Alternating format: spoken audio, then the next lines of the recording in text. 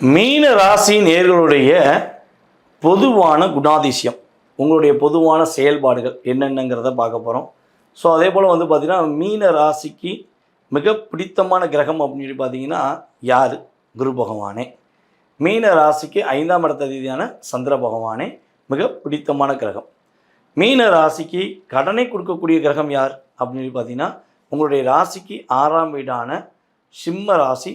இந்த ராசியின் அதிபதியான சூரியன் உங்களுடைய வாழ்க்கையில் பல கடன் பிரச்சனைகளை, பல ஒரு இன்னல்களை கொடுப்பதற்கான வாய்ப்புகள் உண்டு அப்படிங்கிறதையும் பார்க்குறோம்.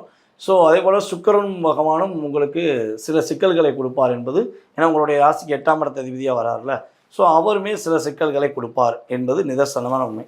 சரி, கடன் இருக்கட்டும், சிக்கல் இருக்கட்டும், இதை சரி செய்வதற்கான பதிவு தான் இந்த பதிவு.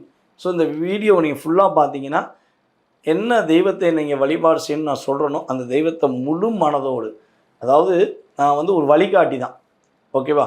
ஸோ நான் வழிகாட்டுறேன். ஸோ அதை நீங்கள் முழு மனதோடு வழிபாடு செய்யும்போது நீங்கள் நினச்ச விஷயம் நினச்ச மாதிரி சிறப்பாக அமைங்கிறது நிதர்சனமான உண்மை. ஸோ அதற்கு முன்னாடி நம்ம என்ன பண்ண போகிறோம், உங்களுடைய இயல்பான குணாதிசயத்தை பார்த்துறோம்.